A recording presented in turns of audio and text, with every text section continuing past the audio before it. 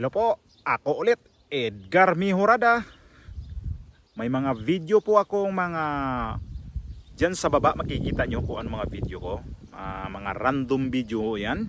Nagbabalik po ako ngayon para i-share ko sa inyo itong araw na to, itong episode na to na paano nga ba magtanim ng mansanas or paano nga ba natin itanim sila sa anong tiempo at saang lugar. Ito yung pag-uusapan natin ngayon. Ito yung itatapik ko sa inyo. Isishare ko sa inyo itong episode na to kung paano nga ba. Hello Philippines! Hola España!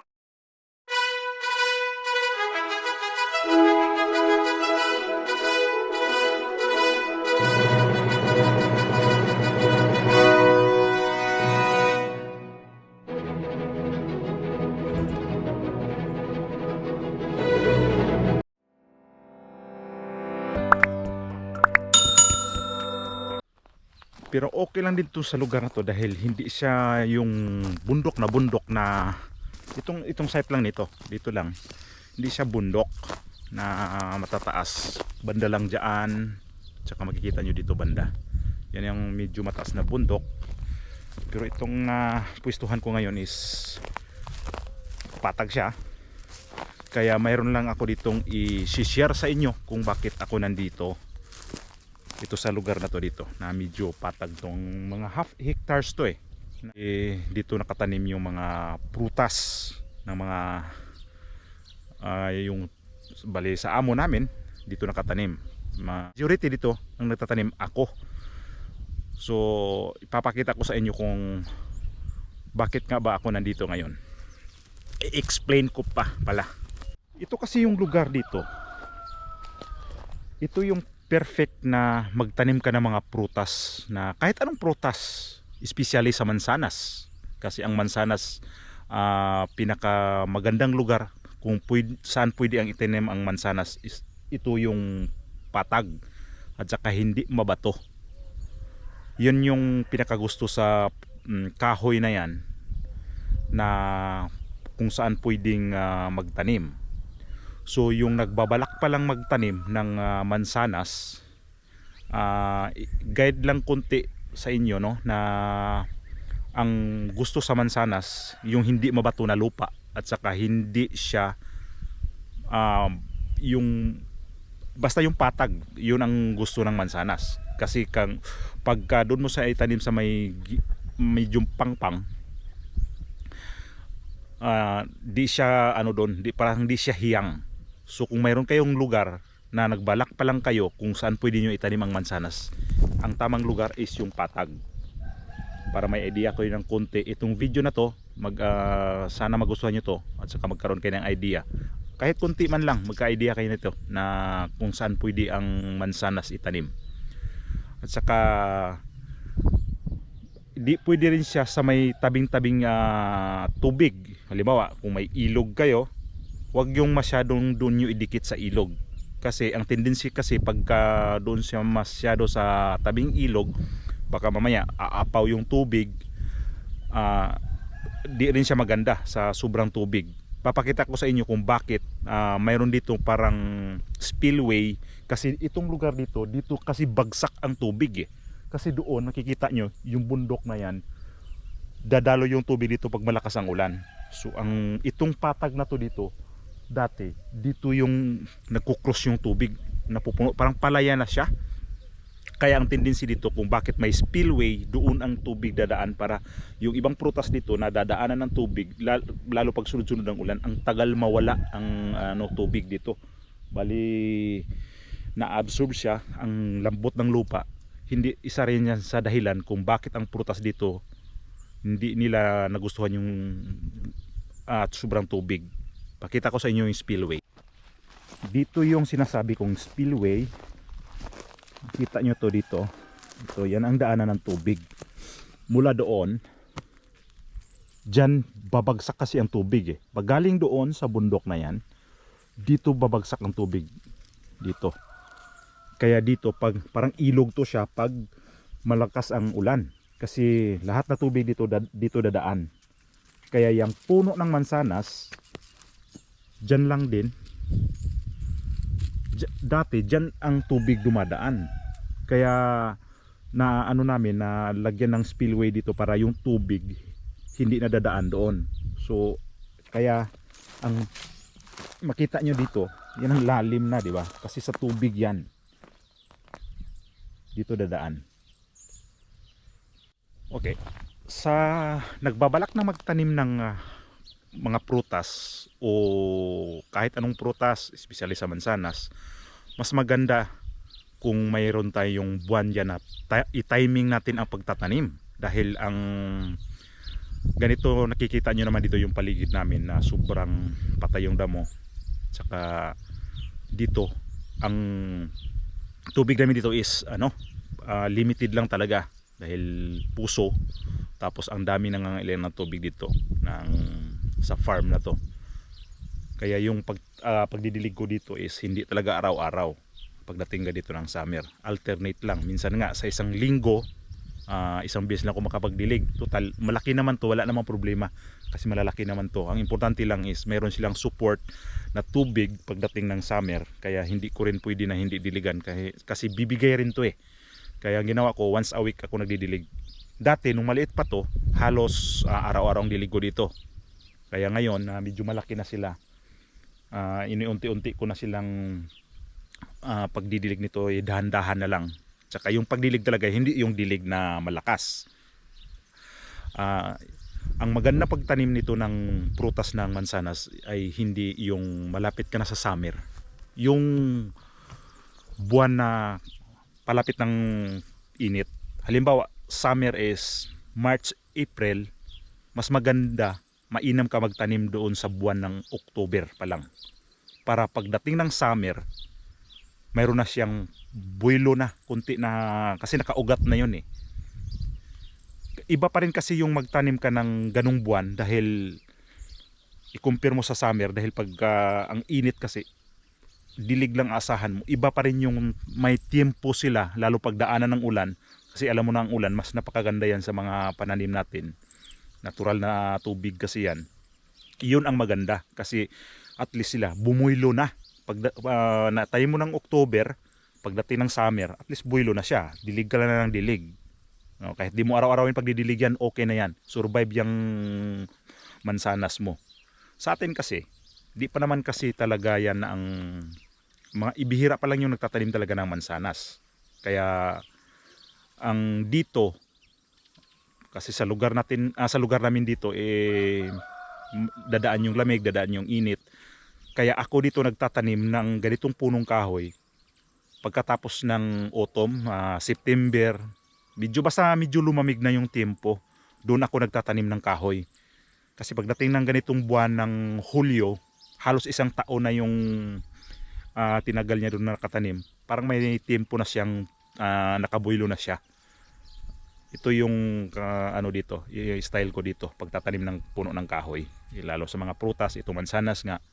At saka take note lang din, at saka kung magtanim ka ng mansanas, wag yung dikit sobra. Kasi malaking kahoy kasi ito eh. Ito nasa malaking kahoy, di ba? Ito nasa mga 9 years na siya.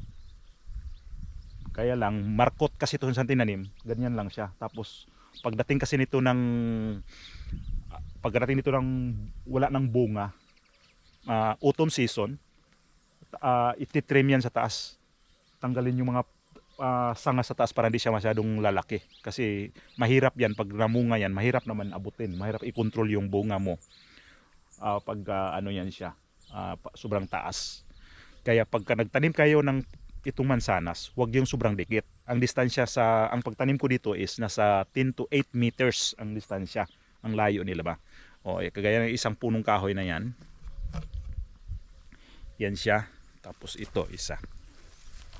Yung iba nandoon, kaya sobrang layo naman yon. Kaya ito yung pinakadikit na. Ang distansya lang nito is ito dito nasa 8 meters yan. So yung isa ganun din. Mas maganda yung mas separate. Kasi pagka lalaki na sila, hindi magdikit-dikit yung dahon. Yan yung pwede nating gawin pag magtanim ng mansanas. Sa bagay, depende naman yan sa inyo kung sobra iligit. Pero para sa akin lang naman din to na isiniperate ko. Para may ano sila, space naman. Na, di ba? Kahit naman nga tayong mga tao, pag wala kang space, parang hirap, di ba? Kaya ito yon ng ginawa ko. Lahat nito mga kahoy na tanim ko, ganyan ang lalayo ng space. Lalo sa atin, na pag nagtanim ka ng mga kahoy, yung sa ilalim kasi yan, tinataniman din ng ibang mga produkto. Kaya isa rin yan sa maganda kung magtanim ka ng kahoy, i-ano mo, lagyan mo ng space. Kahit anong kahoy, lagyan mo ng space. Mga maganda pagka, depende sa kahoy naman. Kung malaki ang puno niya, lagyan mo ng medyo madistansya. Kasi lalo ganyan, magpang-abot yung mga sanga. Maganda sila pagka separate sobra. Ngayon, ipakita ko sa inyo kung ang style lang pang dilig dito, sa puno na to na laki na siya, malaki. Ayan. Tuloy-tuloy yung tulo. Ganyan. Kahit magdilig lang to siya ng mga 3 oras, ganyan lang. Okay na yan. Ganyan lang siya. Tulo ng tulo. Kontrolado yan kasi dito na siya lalabas ang tubig. Sa ganito naman kahoy, di naman to kailangan talagang sobrang daming tubig mo ilagay nito. Kasi yung ugat nito medyo naka ano na siya. Meron na siyang magandang pundasyon.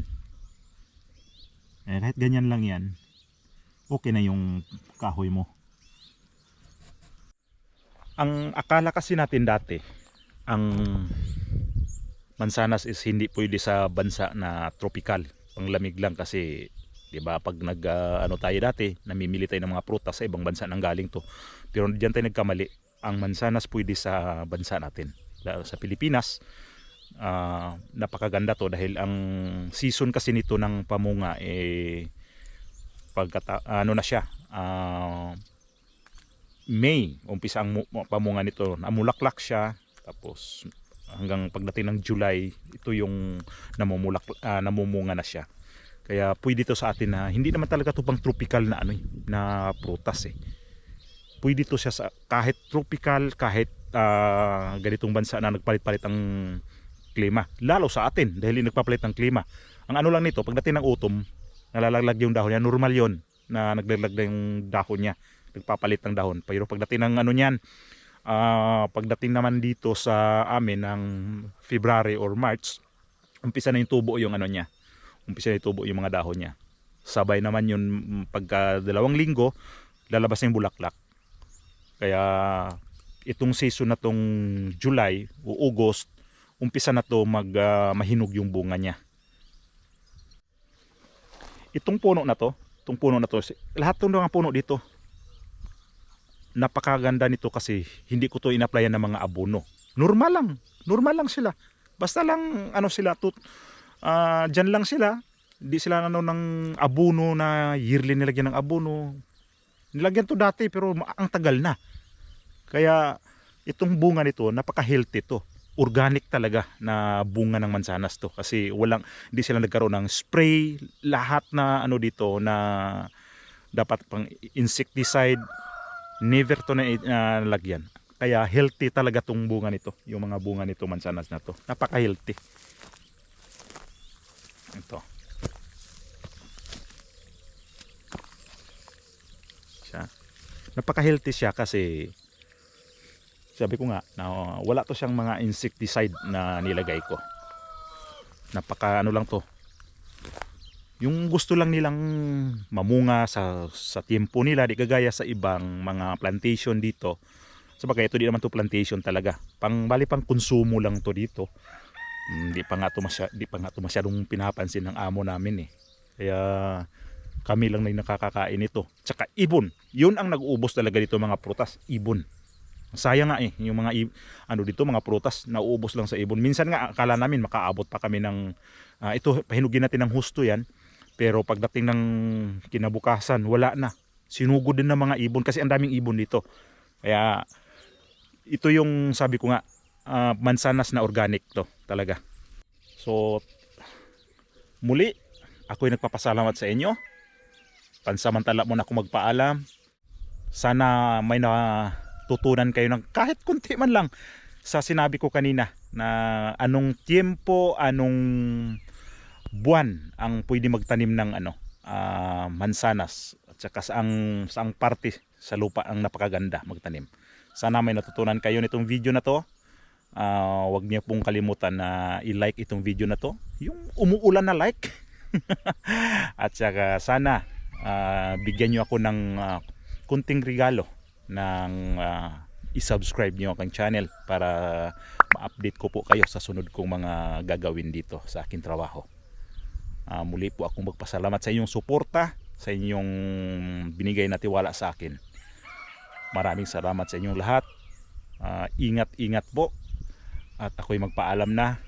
Kita-kita tayo sa sunod na video very soon. Ito muli, Edgar Mejorada.